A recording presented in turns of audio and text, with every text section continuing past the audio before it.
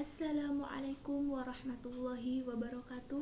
Om Swastiastu, Salam, Namo Buddhaya. Di sini kami dari kelompok 1 akan menjelaskan tentang pengertian ilmu ekonomi dan masalah ekonomi. Ilmu ekonomi adalah suatu ilmu yang mempelajari tentang segala tingkah laku manusia yang bertujuan untuk mendapatkan dan mengelola sumber daya yang terbatas. Problematika ekonomi. Yang pertama, rendahnya pertumbuhan ekonomi. Pertumbuhan ekonomi di negara berkembang seperti Indonesia ini sangatlah sering terkendala masalah modal dan investasi. Kedua, tingkat pengangguran tinggi. Masalah pengangguran ini sangatlah serius karena tingkat pengangguran tinggi di Indonesia ini sangatlah tinggi. Yang ketiga, tingkat kemiskinan tinggi. Kemiskinan sebagai akibat berkurangnya pendapatan masyarakat secara real. Yang keempat, tingginya nilai inflasi. Inflasi juga merupakan proses penyebab menurunnya nilai mata uang secara kontinu. Yang kelima, regulasi ekonomi. Beberapa kali pemerintah mengeluarkan keputusan mengenai regulasi ekonomi yang dianggap tidak tepat bagi kondisi perekonomian Indonesia. Yang keenam, kelangkaan bahan pokok. Penyebab faktor utama permasalahan perekonomian yang tidak menentu dengan alat transportasi. Jalan umum yang tidak layak menyebabkan distributor bahan pokok menjadi terhambat yang menyebabkan kelangkaan bahan pokok. Yang ketujuh, kesenjangan penghasilan. Masyarakat yang memiliki penghasilan tinggi mampu memenuhi kebutuhan hidupnya, mulai dari kebutuhan primer, sekunder, hingga tersier. Sementara itu, kelompok masyarakat yang memiliki penghasilan rendah tidak mampu memenuhi kebutuhan hidupnya meskipun kebutuhan yang paling dasar. Yang kedelapan, hutang luar negeri. Indonesia memiliki banyak hutang luar negeri, yakni lebih dari $100 miliar. Hutang yang terus menumpuk tersebut menyebabkan terjadinya berbagai masalah perekonomian di Indonesia. Nilai mata uang rupiah yang terus menurun. Yang kesembilan, defisit anggaran. Penyebab utamanya adalah korupsi, perilaku pemerintah yang sangat boros anggaran, dan subsidi yang tidak tepat sasaran. Yang kesepuluh, ketidakmampuan industrial. Perindustri masih sangat bergantung pada ekonomi, bahan baku, dan teknologi asing. Padahal kita memiliki sumber daya alam dan sumber daya manusia yang melimpah.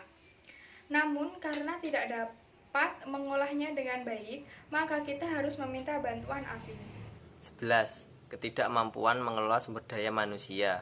Walaupun penduduk Indonesia terbesar nomor 4 di dunia, namun kualitas sumber daya manusianya masihlah buruk. 12. Penguasaan iptek yang kurang. Penguasaan iptek di Indonesia juga masih sangat kurang dikarenakan jumlah tenaga ahli di Indonesia sangatlah sedikit. Kalaupun ada, mereka memilih bekerja di luar negeri. 13. Korupsi. Korupsi menjadi salah satu masalah yang paling serius di negeri Indonesia. Hampir semua bidang terjadi korupsi dan suap menyuap. 14. Masalah pangan. Ketidakmampuan pemerintah dalam mengendalikan harga pangan membuat harga pangan terus meroket. 15. Pembangunan yang cenderung tersentralisasi.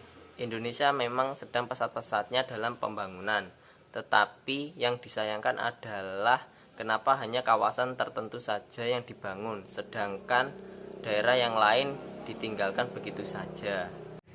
Metode ekonomi. Metode ekonomi dibagi menjadi 4, yaitu metode induktif, metode deduktif, metode matematika, dan metode statistika. Metode induktif. Metode induktif adalah suatu metode di mana semua keputusan dilakukan dengan mengumpulkan semua data informasi yang ada di dalam realita kehidupan manusia. Yang kedua, metode deduktif. Metode deduktif ialah suatu metode dalam ilmu ekonomi yang bekerja atas dasar ketentuan hukum atau prinsip umum yang sudah diuji kebenarannya. Yang ketiga, metode matematika.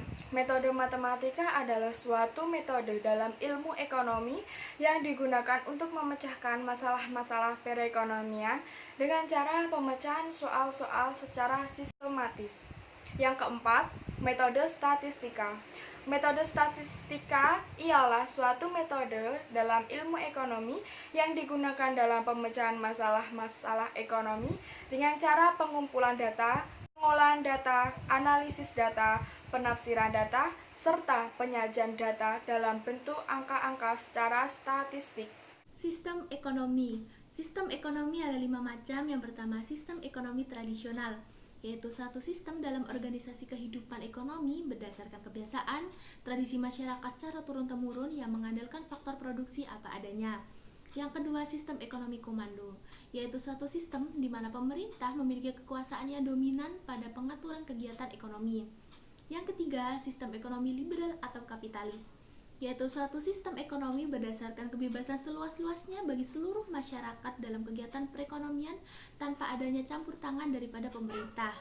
Yang keempat, sistem ekonomi campuran, yaitu suatu sistem ekonomi yang di satu sisi pemerintah memberikan kebebasan kepada masyarakat untuk berusaha melakukan kegiatan ekonomi. Dan yang terakhir, sistem perekonomian Indonesia. Sistem perekonomian yang diterapkan oleh Indonesia adalah sistem perekonomian Pancasila. Sekian, hanya itu yang dapat kami sampaikan. Semoga menjadi bermanfaat bagi kita semua dan dapat dipahami oleh teman-teman dan juga Bapak dosen. Kurang lebihnya kami mohon maaf. Billahi taufiq wal hidayah. Wassalamualaikum warahmatullahi wabarakatuh.